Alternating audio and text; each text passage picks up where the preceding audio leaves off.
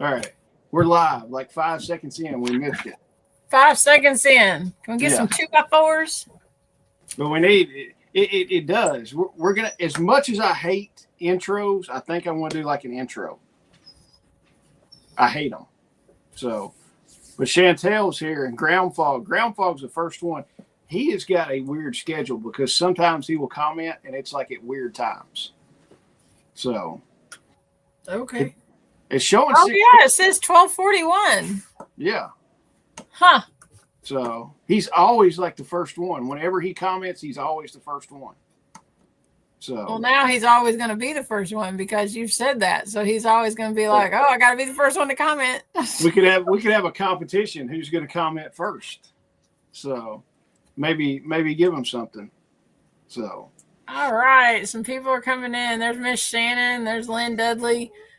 Good evening, everyone. Welcome back to the Homestead HQ, where we talk about homesteading and preparedness. It's really great to see you all tonight. My name is Shelly. This is Jason. You're pointing the wrong way. No, you're that way. You're pointing at me now. Well, here, let's go. There. Now you're that way. We can do it. Make it go back because this is weird. I'm not used to being on this side. I wonder if we could stack it up and down. What are you doing? It won't let you stack it. And now I got some stupid thing. Holy crap, what did I do? You're gone. There. What happened to you? All right. Now I've got some stupid. I think you went backstage. That's what Billy calls backstage. No, what I did, it's got it where I can maximize you. And then minimize. I like minimize better. Wow. Who knew you could do all this crap on StreamYard? I know that you could do like let me just try this. Y'all, we're just experimenting right now. Just hold tight. Let me see if I can do this. I was like excited when I got the logo on there. I was like, "Ooh, this is fancy." Looky here. Man. Can you see that? Yeah. All right. So holy crap. We're like professional. This episode of the Homestead HQ is brought to you by the Sustainability Store, KSL Sustainability Store. You can go to www.kentuckysustainableliving.com and click on shop right here, or click on this button that says shop gear. My dog is about to make me crazy. Shop gear. You can go here. And then it will take you to, it will give you 10% off your order if you sign up for a newsletter. You can do that. And then, my dog, stop it. Okay, let me try to get rid of that. Go away. There we go. Okay, and then you've got medical kits, medical supplies. We've got radio packages. You can get my soap here. We sell water filters. We got comfrey products. We're going to tell you about a surprise that we got coming up here soon because we have a new product. And then that's all you got to do. Check out these medical kits, though. You can get the KSL FAC. That is an awesome leather patch that's on that. You can awesome. What? Yeah, he's got some right there. We've got the KSL Vehicle Med Kit. We are actually making OSHA compliant first aid kits. You can have if you've got a work site or your business or whatever. You can get an over-the-counter bundle. It has meds in there, over-the-counter meds. You can get a gauze bundle, and we've got an ouch pouch. Throw that in your purse, and anytime you've got, like a kid at a ball game scrapes up their knee or something, you'll be prepared for that. So, again, KentuckySustainableLiving.com. Click on shop gear or shop. There's 2 different places, and it will take you right to the KSL store. And look at those professional quality pictures. Yeah, must have been done by a photographer. That's all I can think. Like professional photographer. So that's really cool. I think we learned some technology tonight. Yeah. Oh yeah, and I mean, have medical gear. I will do. Somebody wanted me to do a pocket dump the other day, and I was like, at 8 o'clock in the morning, I've been outside doing some stuff, but it's like the only thing I had in my pocket was my pocket knife. And somebody was like, do a pocket dump. We were talking about EDC stuff. Yeah. So I've just gotten back from church, and we'll pocket dump it. The Handy Milwaukee best razor knife made. Cheap Amazon flashlight. These are like $9 for a 2-pack on Amazon. I was like, they're awesome. Then we got cash, lighter. Let's see what else we got. Keys. And then the most important that you got, 2 packs of gauze and a cat tourniquet. And then the 2 other things that I have in my pocket, YouTube will kick us off if I show you those. So everybody should know what those are. You want to see my pocket dump? You probably already dumped your pockets for the day, hadn't you? No. I've got credit cards and cash. Now I do have my wallet. If those don't fix it, it ain't broke. I've got a dispenser. I can't really show that. So now I will tell you this: my purse. I've got all kinds of cool stuff in my purse, but that's in the other room. I'm not going to go in there after that. But yeah, that's what's in my pocket. Yeah, cash and a credit card. I mean, that'll get you a lot of things. So the one thing I will tell you, church. We were talking about church the other day and security at church and stuff like that. We tried a test run tonight. We're locking because upstairs on Wednesday night, the 1st grade through 6th grade is upstairs in the 2nd story of the church on another wing. And we're trying it to where we can lock the downstairs door and turn the elevator off to where nobody can get up there. So the lady that's in charge of children's ministries, she gave me her key and then the elevator key. So you can go in there and turn the elevator off where it won't work. And so I was like, cool. And then I had to give her keys back or something. And I'm like, I'm just gonna look and see if you can order an elevator key. You can order an elevator key on Amazon. I've got it in my cart and I'm getting ready to order it. So you can order elevator keys. So I'm going to have my own little elevator key. Well, yeah. So I'm going to be big time. Before it's all over, I'm going to look like a janitor and have my big key ring everywhere. So, all right. What's that, dude? What was that show? Was it Good Times that had that guy that had all the keys? Like every time he walked in, and he had all the keys on his belt or whatever. I think it was Good Times. I'm not sure, but oh my God, he was so funny. Schneider, I want to say his name was Schneider. That was like 50 years ago that I remember watching that, but yeah. I don't remember that one. So, like Kid Dynamite, Good Times. It had Jimmy Walker, JJ Walker on it. I've paired my key ring down super small. That's what I keep in my pocket. That's got like a house key, a key to my parents' house. Like 3 of those keys are customers' keys for their houses, so I can get in, and then a couple other things. So, but then I got like 4 keys, but then I have like key fobs now for your vehicles. I got 2 of those on there, but the regular keys, I think I only have 4. Well, I don't one day at a time. That was it. Yes, Chantel, that was it. Shelly, does your truck have the key fob and the push start? No, Randy's car has the key fob and the push start, but my truck does not. My key fob on my truck, you can actually, like, you put the key fob in to start it, but then you can remove half of the key and leave the fob in the ignition, and it'll still run. And I can give the key to somebody else, and it helps them. It will get you in and out of the door. Okay. Well, I hate my wife's car. Her last 2 vehicles have had that stupid push button, and I absolutely hate that thing. I just despise it. I don't know why. So the coolest thing, my last, because you're a Luddite. I guess I just like a key and put it in the ignition and go. I just don't like this push button crap. So, but now, hey, my last truck had a remote start on it, and it was nice. I'd hit the remote start, and the cool thing is when you went in, like if you're going to run in the gas station and grab something, you could hit the remote start button take the key out and it would stay running and you could lock it. So you had your keys and all that. So I just leave the thing running, especially in the wintertime, leave it running, lock the doors and go in. And then if anybody ever got in your truck, because you have to push the brake to put it in gear, as soon as you touch the brake, it would shut off. So I miss that. I miss my remote start. I need to buy another remote. My truck's so old, I don't even, I mean, it does have a fob, but I don't even care. How old is what year is your truck? It's a 2016. See, I got you beat. Mine's a 15.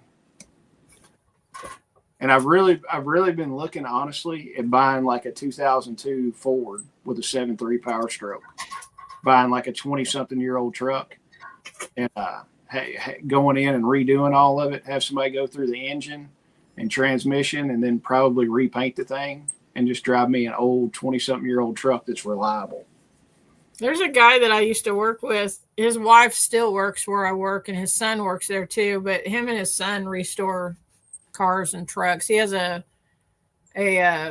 construction business. He builds houses, but him and his son restore vehicles. Like Tanya, his wife that I work with, she has I want to say it's like a 1969 Volkswagen Beetle that's a ragtop, and it's like this baby blue, powder blue or whatever. It's a cute little car, and she took us to lunch in it one day, and it's like it's all original. It's all like, even the stuff that they had to fix in it, they found it's all original parts and stuff. And it's a neat little car. But will you quit?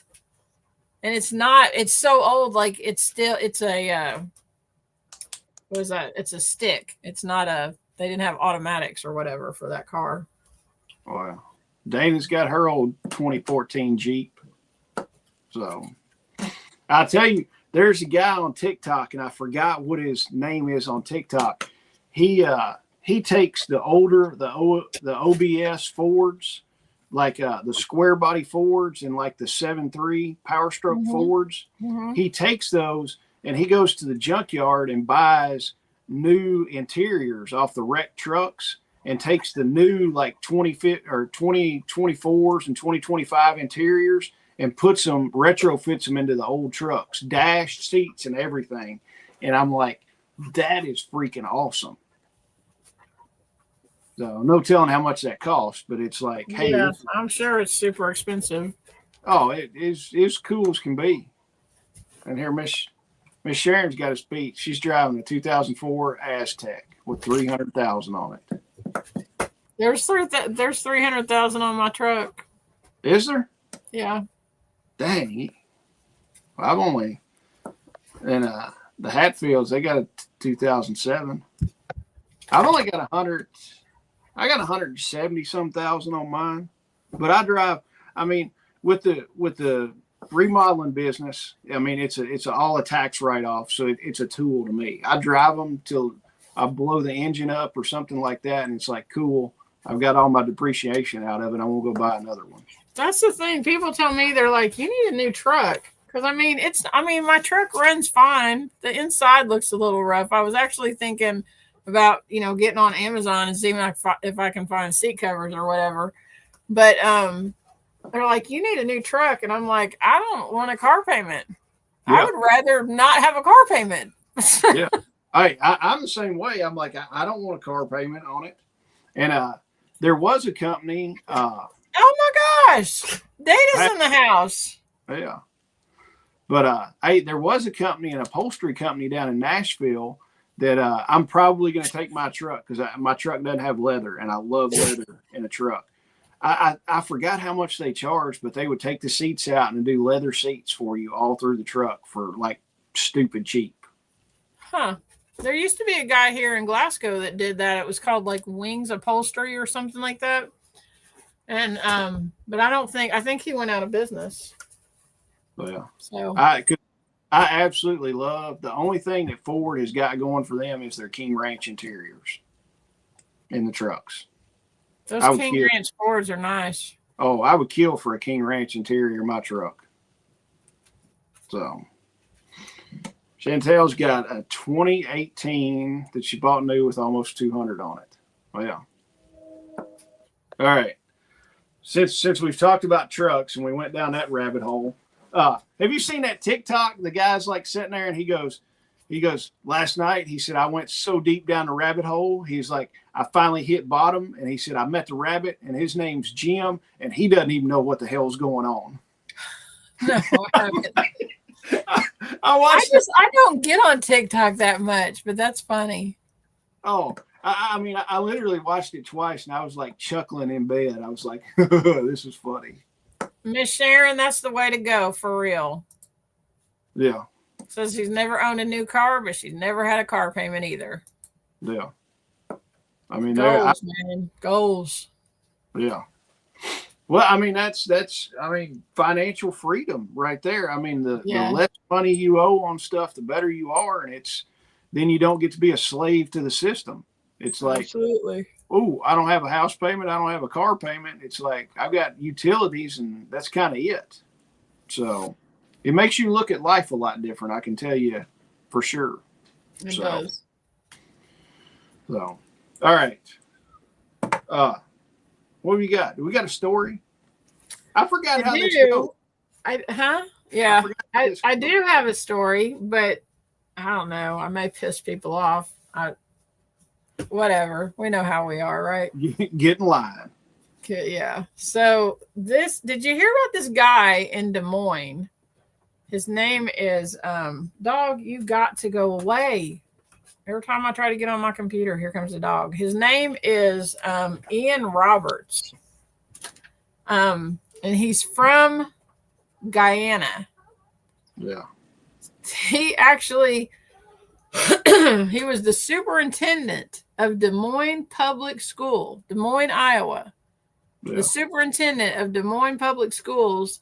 And he came in, told him he had a degree, that he had a doctorate.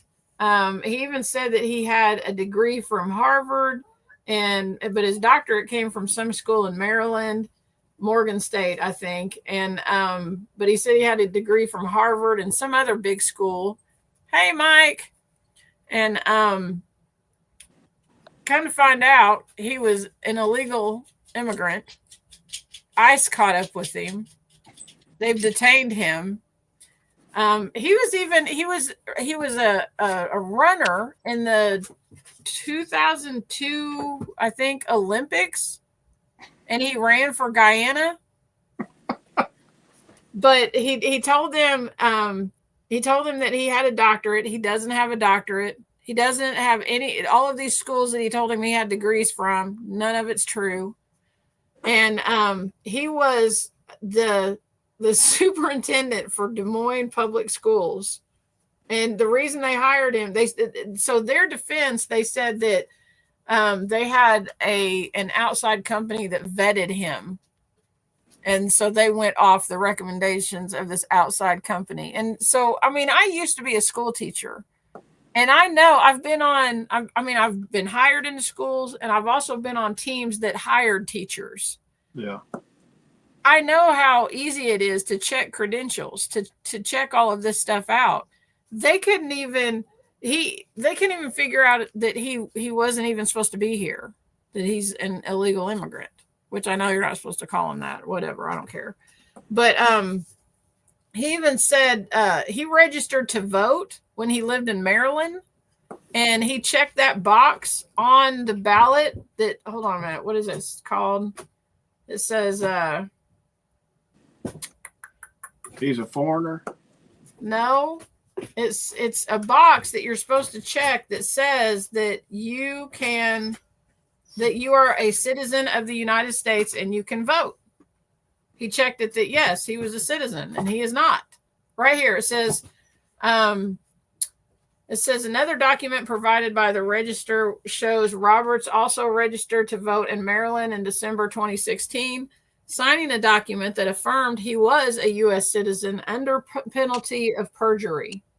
Despite the registration, though, Roberts did not vote in that election. It just blows my mind. I mean, knowing my background in education, knowing how easy it is to verify this stuff.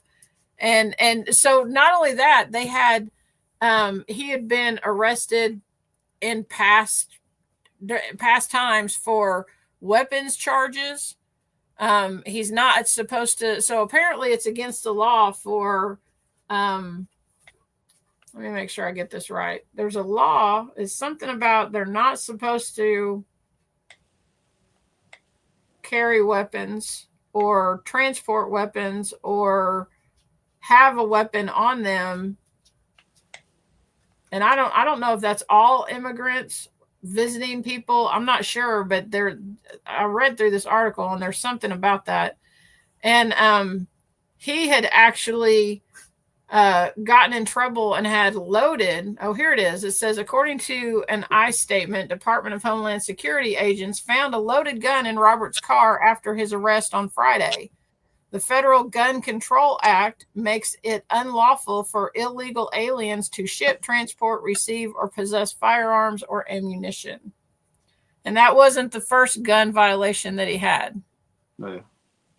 And magically, he probably won't get in trouble. Oh, don't say that. And like Miss Sharon, probably Sharon, right, but it just, I don't know. It infuriates me.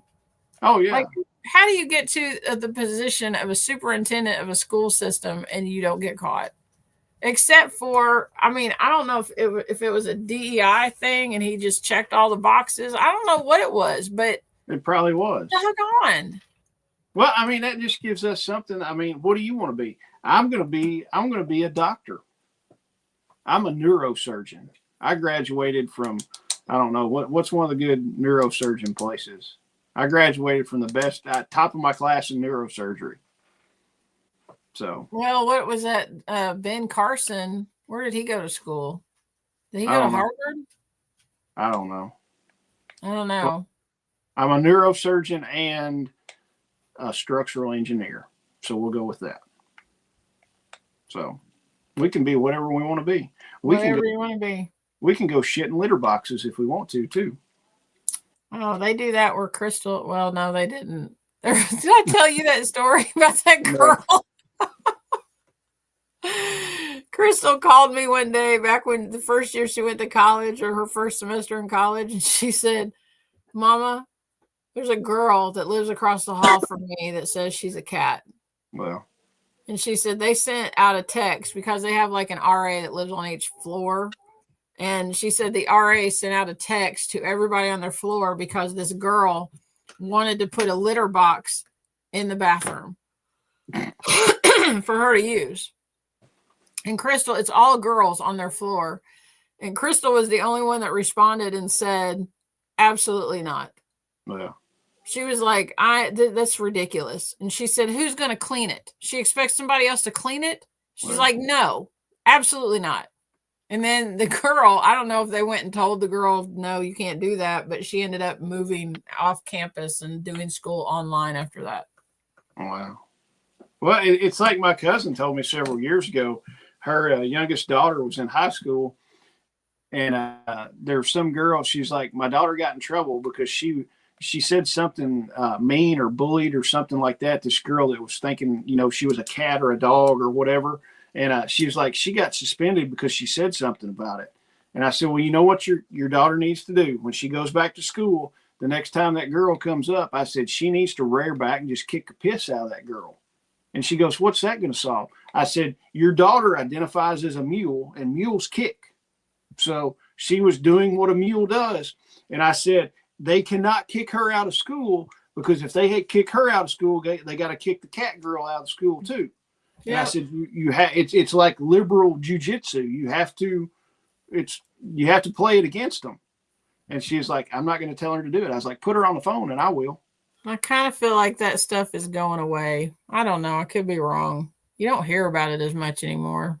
No. So that's because they're shutting the government down right now. They got bigger fish to fry. Yeah. So they want all of the illegal immigrants to have health care and us pay for it. So, yeah. And my day didn't stop. The government shut down. My world kept turning.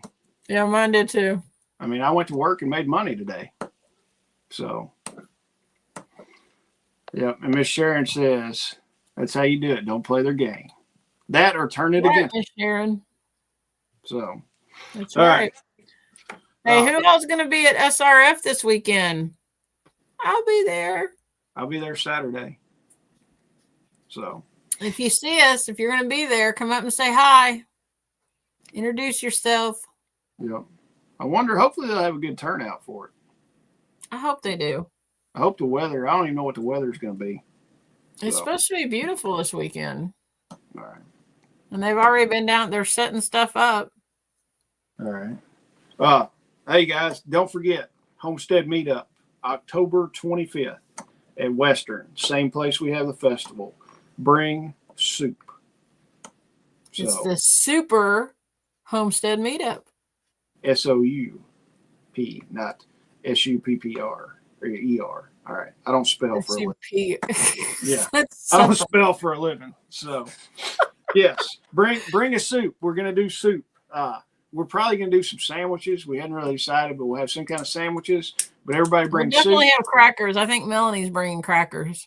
Yeah. There'll be a bunch of white people there. All the crackers will be there. Jeez. Some of us are club crackers. Some of us are saltines. Some of us are oysters. I guess you could call. I guess if somebody's real tall and narrow. Yeah, bring dessert, Dana. Absolutely. Yes. I guess now if somebody's tall and skinny, they'd be like a club cracker. And then if somebody's like shorter and wider, they could be. I must be a Ritz. Just round. Yeah, I'm just round. or you could be an now if it was, I don't know, like an oyster cracker, could that be a midget? Don't go there. Okay, or a dwarf. Oh, you know what I am? So Jessica makes these crackers. Salty. That, you take saltines and you put red pepper flakes on them and ranch and stuff, and I guess oil or so. I don't know. She makes them like every year. That's what I am, because those are spicy. I guess I'm salty. Yeah, you're salty. I could be like a moldy saltine. I'm just an old salty bastard, I guess. So, all right, Miss Sharon put the thing. Yeah. Also, if you're coming to it, do us a favor, jump on the website, sign up that you're going to be there. That just helps us give a head count, so we'll have enough chairs and all that stuff set up. It's not going to cost anything. We're going to have a couple workshops. I'm going to do a soap making workshop, and Jessica's going to talk about how to take care of your chickens. And she's going to do kind of like how to doctor your chickens. She's not a vet or anything. It's just all stuff she's learned through experience, but she's pretty good with healing them up. No, Jessica graduated from Auburn's vet school. Oh yeah, she absolutely top of her class. So there's going to be a couple workshops you can attend or not attend. It makes no difference to us. You can sit and talk to people, come meet your tribe. We had a great time the last time, but it's absolutely free. Bring some soup, come and eat some soup and have a good time. Now let's talk about one important thing. Dana said desserts. Dana, it depends. What kind of desserts do we get to pick? Jessica's bringing a bunch of those cookies, sourdough cookies. Yes. Yeah. So Dana, tell us what desserts you're famous for. I would like to know. And Chantel, I don't know what she's talking about. Might, I'm almost one. I don't know if she's talking about maybe a cracker. I don't know. Dana said sure. So, and Dana, I've got to text your husband some dimensions for those cabinets to give me a price on that. So, did you talk to them about that? Well, I talked to him today. We played phone tag for a little while. Oh, banana! No, we can't do chocolate pie.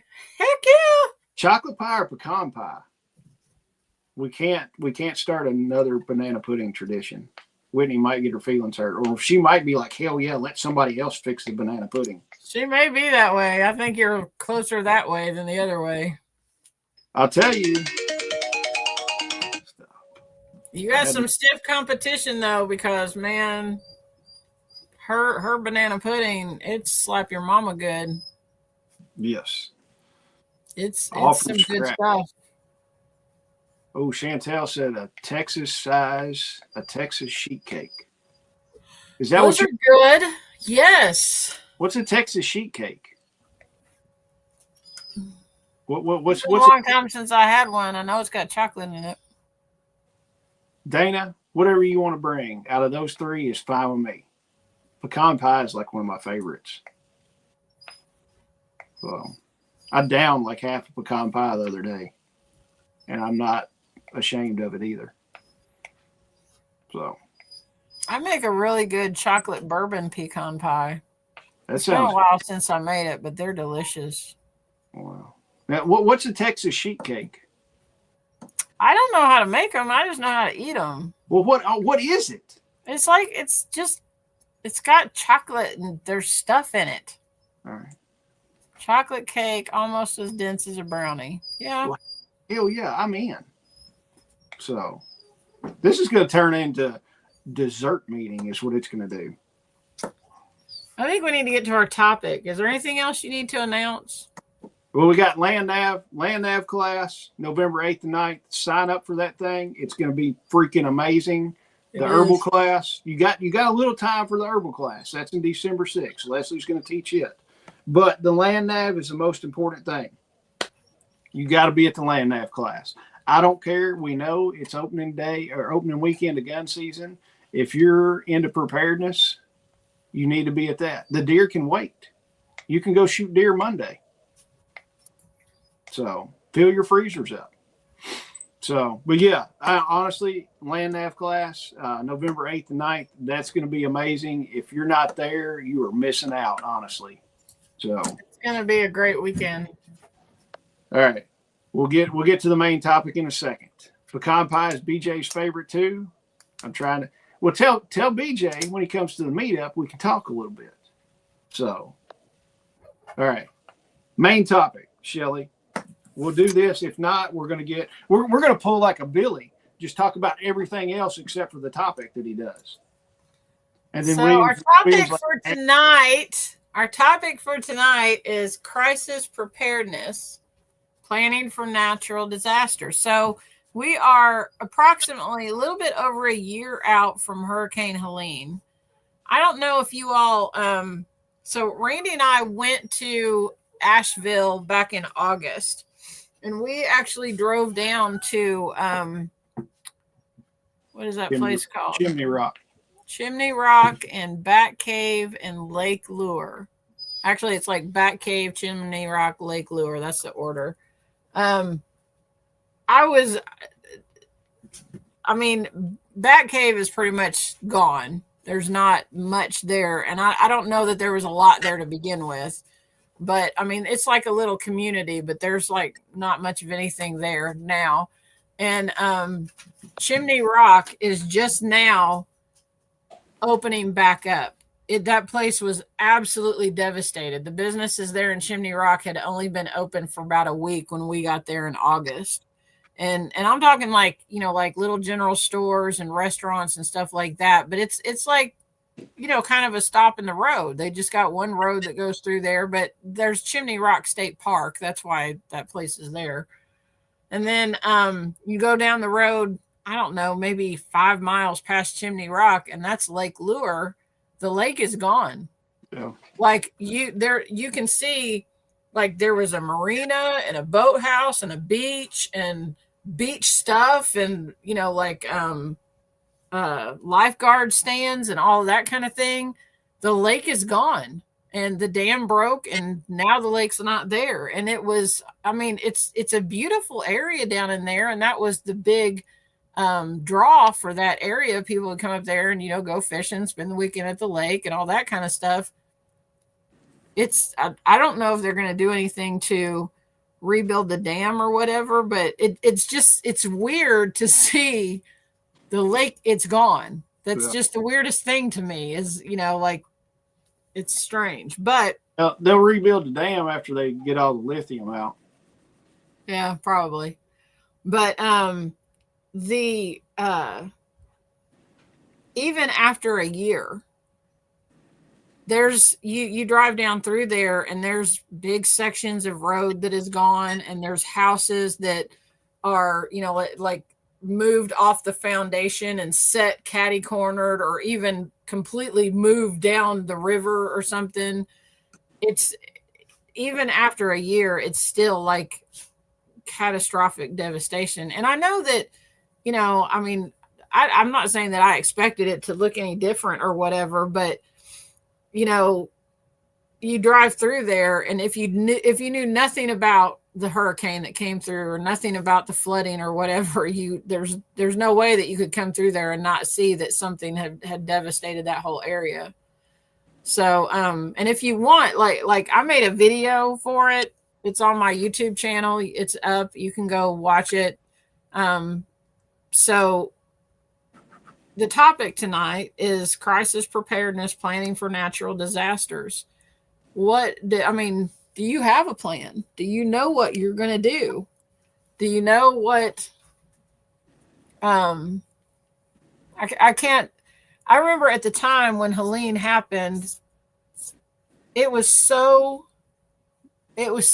such a scale that I kept thinking, you know, I was watching it on the news and watching YouTube channels and stuff like that.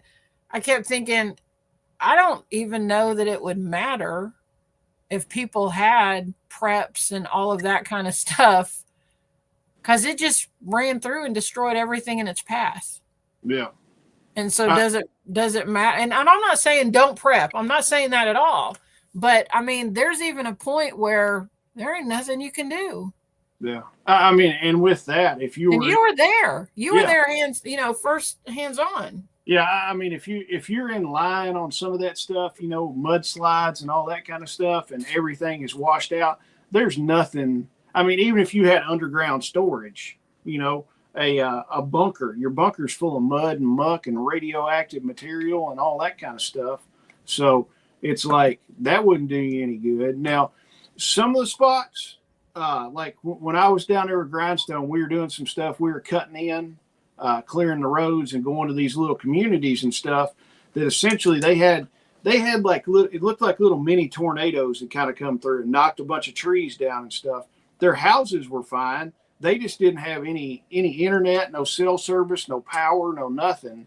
So you could prep for that. But yeah, a horrific thing like, you know, you saw Chimney Rock wiped off the map. There's nothing you can do to prep for that. Honestly, the only thing you can do to prep for that is to have backup supplies somewhere else and not at your neighbor's house. I'm talking like a bug out location. Yeah, I'm talking, you know, we're an hour and 15, hour and 20 minutes away. Take a bunch of stuff and bring it to your house. And then it's like, hey, if my place gets wiped off, it's like I've not lost everything. And do it to where it's a little bit farther away from the geographic region, you know, not, you know, well, I mean, realistically, even 10 miles away might not be too bad. But if you're going to do it a little bit farther away. Yeah. So, and then, I mean, like, that might be what you're talking about, might be ideal if you live in a city and to get 10 or 15, 20 miles out of the city. Yeah. Because, you know, if something happens, you're going to have people leaving the city, but it takes a while to walk that much distance. You know, people are going to go the path of least resistance kind of thing. Oh, yeah. And then now with Helene, where we were staged at our fob, we had power. We had limited internet. We were running off Starlink a lot of the times. But if you went like 5 miles away, you were like, holy crap, it's a war zone. So yeah, and it just depends. Tornadoes are another thing. The tornado can take my house out, and the neighbor lost like one shingle. So I think you're right, Miss Sharon. I don't think that they had enough time to get out. But on the other side of that, that was like the storm of the century kind of thing. Like nobody expected a hurricane to hit in the mountains. Well. So I almost wonder if people weren't like, how bad is it going to get? Like, I mean, you know, I mean, I don't know that I wouldn't have reacted that way and thought it's a hurricane. What am I worried about? You know, but I believe you're right. I mean, Randy, when we were driving through there, we were setting it because they had they had a bunch of places in the road, and you can see some of them in my video. There's a bunch of places in the road where half of the road is washed out. So there's only one lane.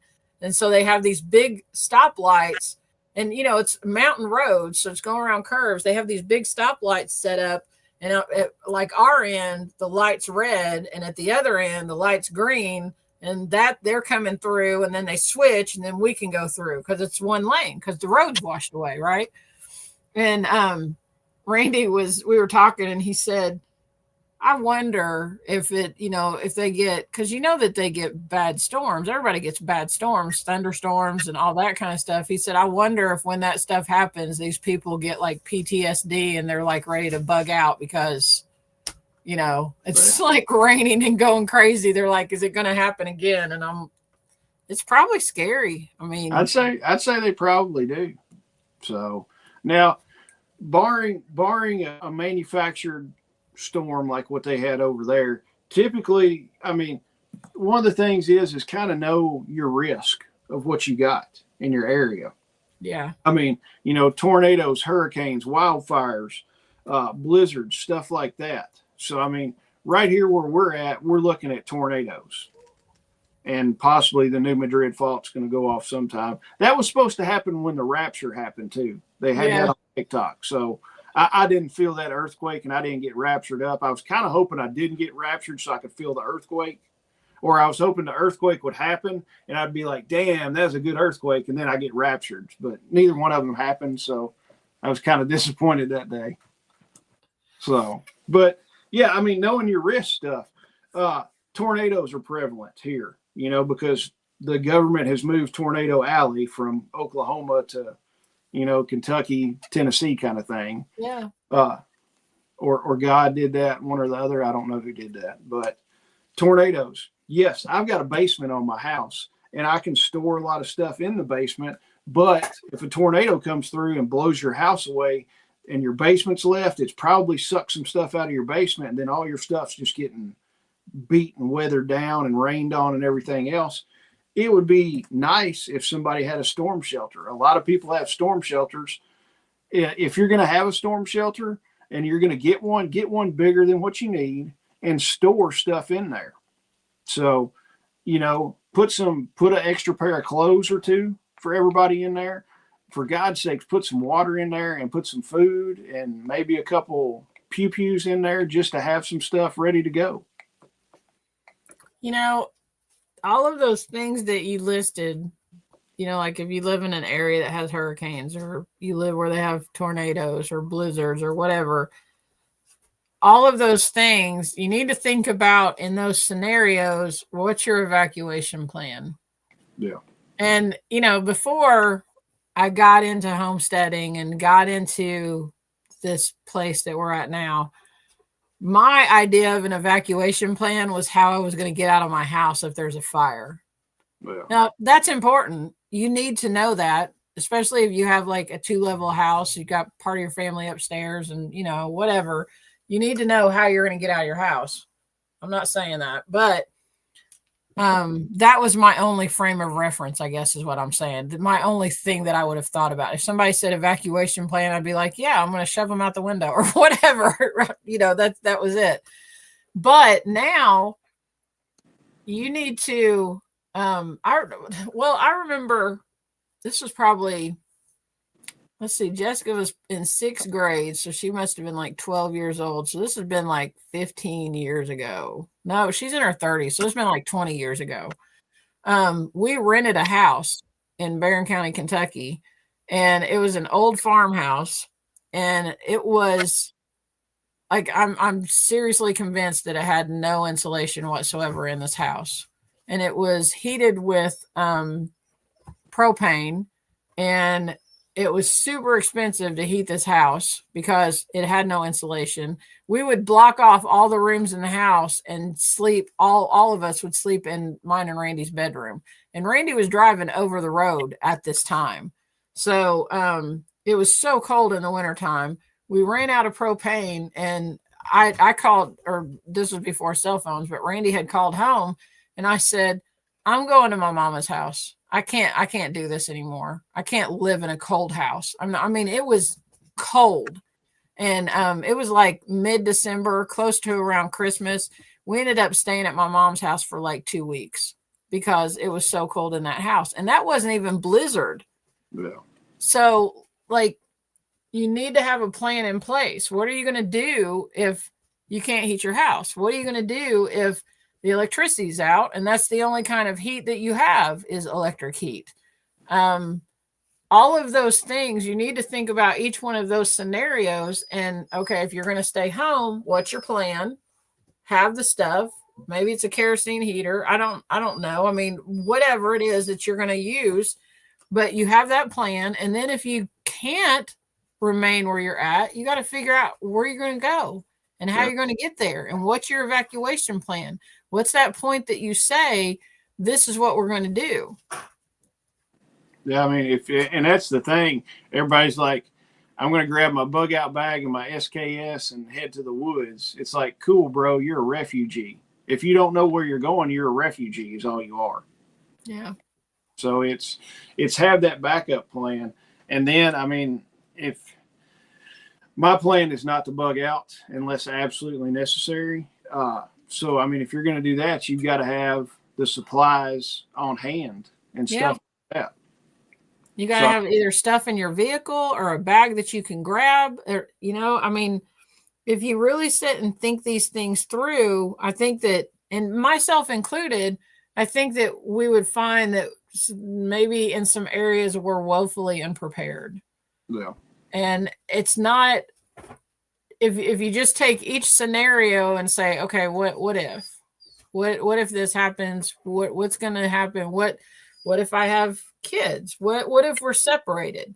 What if the kids are in another county? Because like I work in a different county than I live in, and Randy works 2 counties away from where we live. Yeah. So what if something happens the night that it was like December 12th, the year before last, when the tornado came through Bowling Green over in your area. Yeah. And Randy was at work and that tornado touched down like half a mile from where he works. Yeah. And that was a scary night. I'm here at our house and he's at work, and he kept texting me, and all he would text me is, I'm okay. I'm okay. And I mean, like the storm hit over in Bowling Green first, and then it came our way. Thankfully, it didn't come into the county that we live. Well, I mean, I think it was like at the edge of the county that we live in, but there was still stuff blowing everywhere. And I remember I was down in the basement with actually one of my friends because they didn't have a basement, and they came over. It was like 1:00 in the morning, and I was down in the basement, and I thought, what if something happens to him? I was so thankful to be getting those texts. Every 15 minutes, he was like, I'm okay. Everything's okay. And because he knew that I was at home, like freaking out because he's in the middle of a tornado in Bowling Green. Oh, yeah. So, yeah. And so that's another thing. What's your communication plan?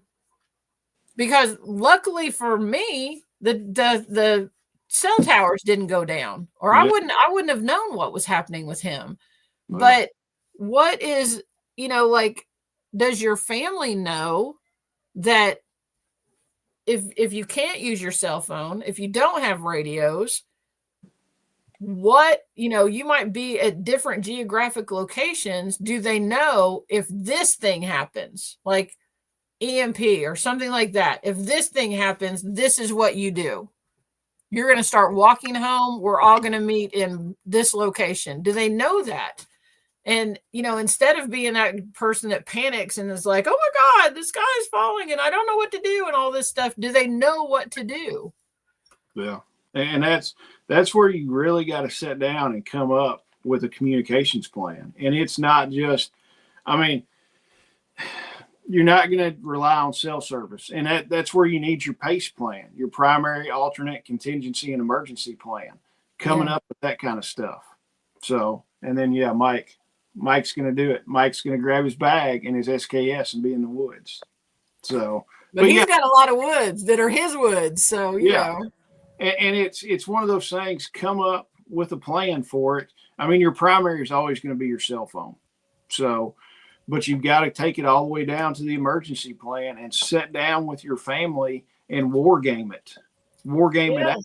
Yes. So not just like, oh, honey, by the way, if something goes bad, I'm going to come to the house.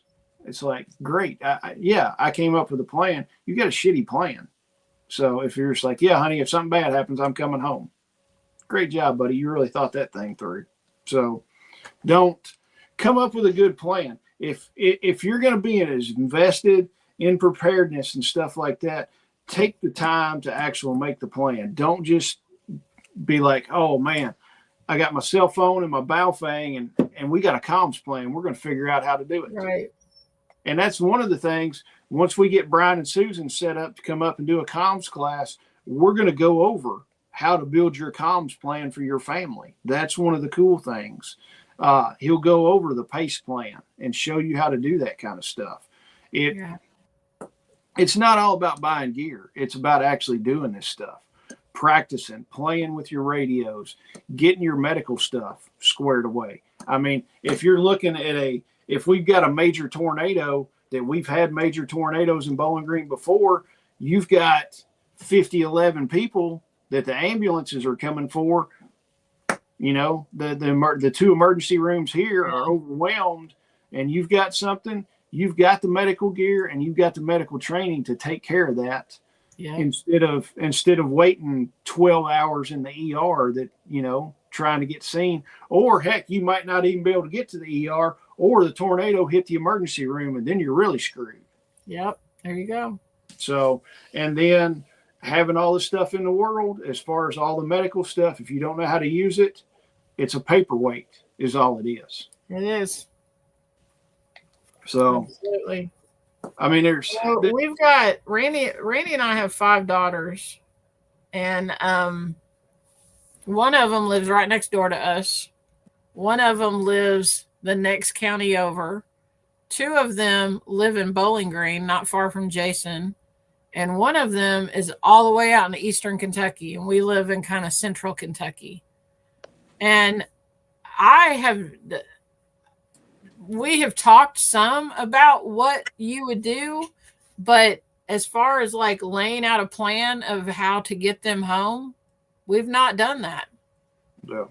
And that's something that we need to do. I mean, we've talked about it, but not, you know, like giving them the tools, I guess, to make sure that they're able to get to the house, you know, in case.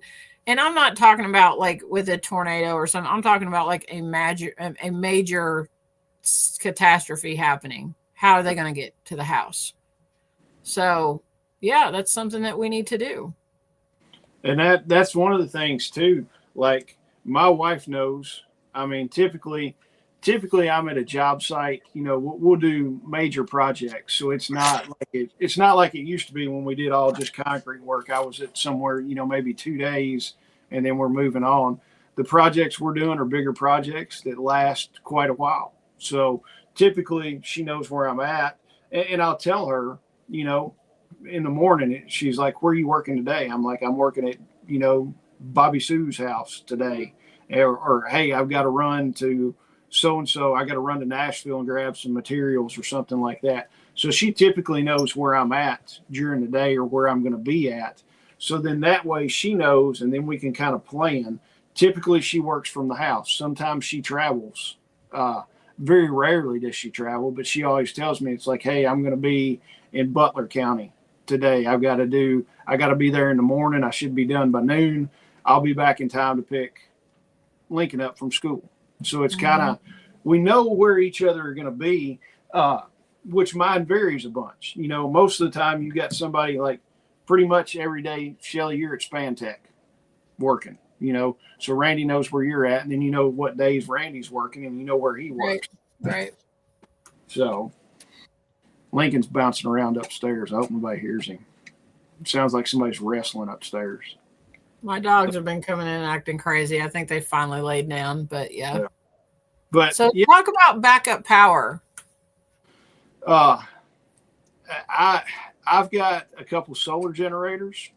When solar generators first came out, I'm like, this is the biggest hoax and the biggest bunch of crap I've ever seen in my life. Why would somebody buy one of these things? I've drank the Kool-Aid on solar generators. I like them. They are not going to replace my 9,000 watt gas generator ever. They're not going to do that, but they have their place. I like them. The biggest one I've got is the Anchor Solex 3800. It will power. Kyle, the executive director of Grindstone, has one too for Grindstone, and he said they powered a full size refrigerator for 2 days with it, and they were getting in and out of the refrigerator. And I'm like, hey, that's cool. I've also got solar panels to charge all my stuff. So every time I get a solar generator, I get the panels for it. So I can charge that. Other backup powers, generators. You know, the whole thing is 2 is 1, 1 is none. I've got several generators, and I've got generators that will run on propane, gas, and diesel. So I always have stuff like that. I mean, I think solar, the nice thing about solar is it's quiet. So nobody's going to know that you're running solar power, unless they see the generators are loud. Yes, they are super loud. So, but if you're going to have generators, you've also got to have fuel storage. So make sure you got fuel storage for your generators. So, and propane, you get less power off a propane generator than you do if you're running it on gas. But propane has an indefinite shelf life. As long as the tank does not leak, that propane's kind of set it and forget it. You get your propane tanks, fill them up. As long as they're not leaking, that stuff's going to be good 100 years from now. Yeah. So with gasoline, even if you treat it, you need to cycle it through. Diesel fuel stores for quite a long time. I like storing diesel fuel. So I've got all my equipment runs on diesel, and then I've got a generator that runs on diesel.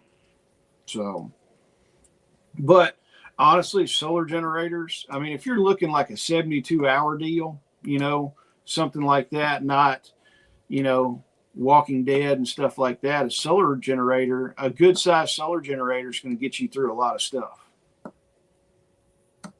So that. Another thing with comms, you and I both have Starlinks. Yeah.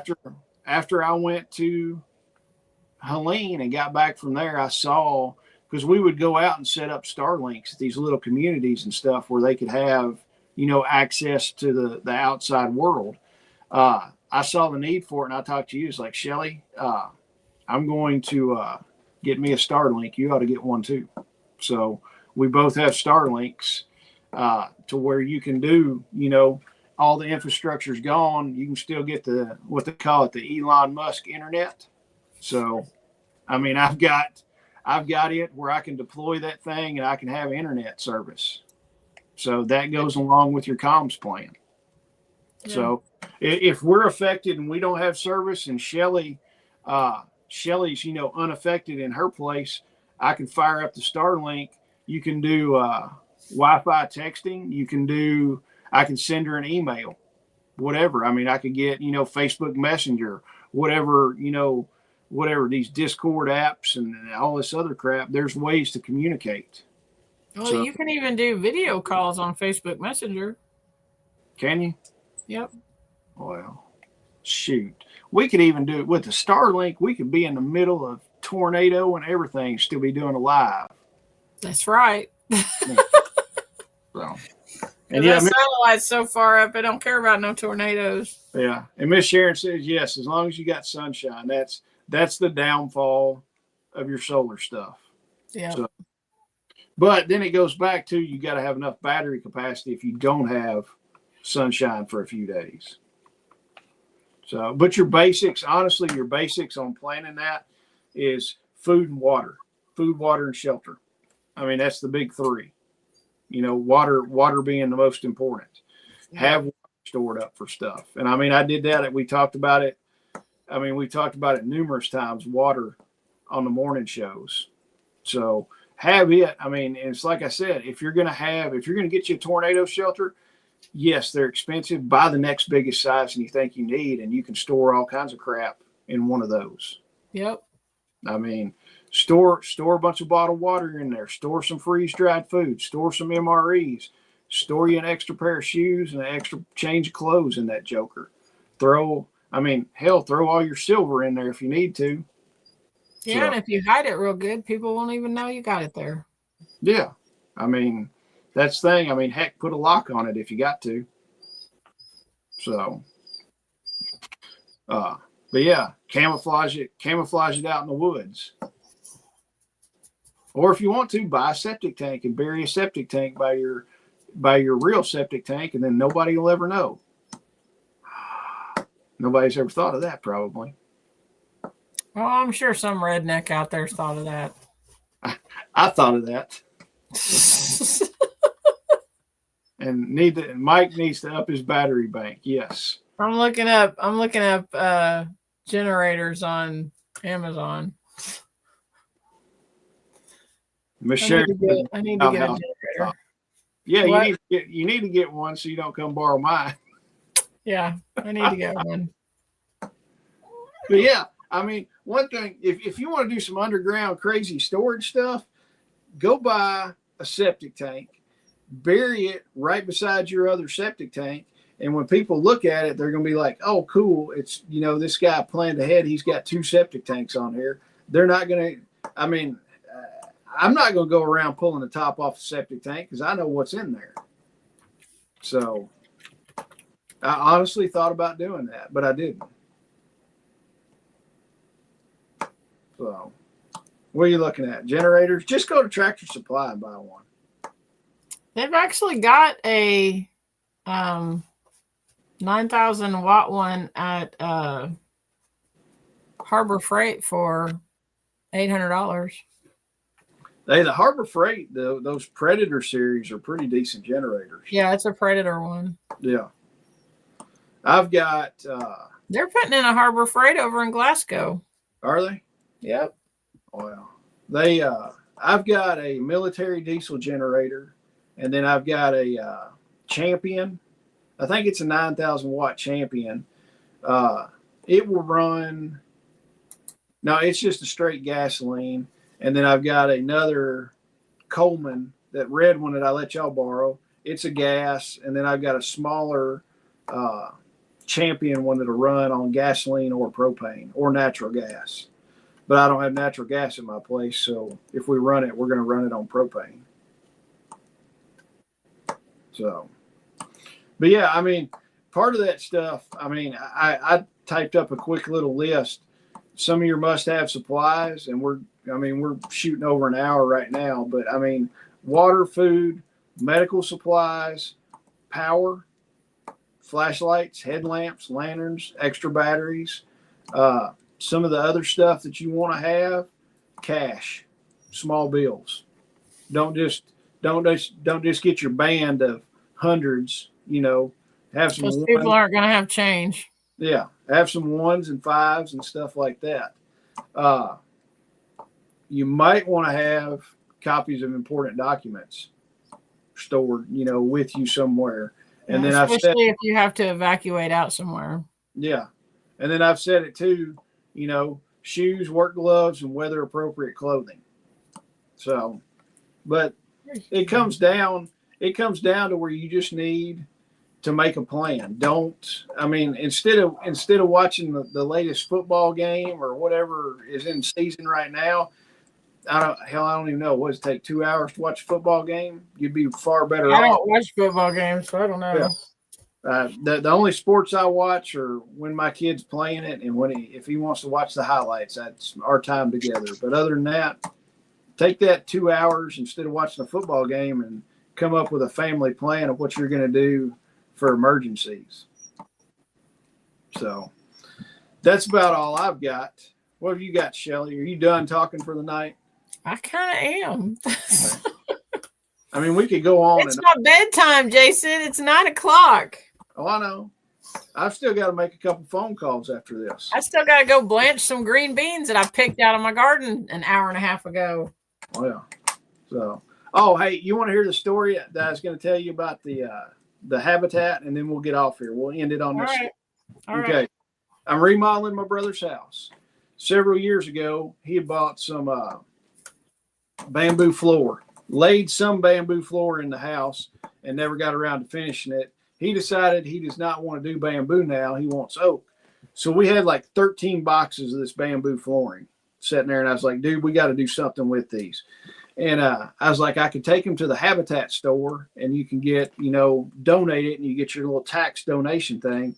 And he's like, I don't really care about the donation for the tax credit. He's like, if you want to load it up, he said, you take it up there and you can get the tax credit. And I'm like, well, hell, I'll take the tax credit. I'll take that all day long. So I loaded up 13 boxes, and there were 2 boxes that like 4 or 5 pieces had been taken out of. So I loaded up.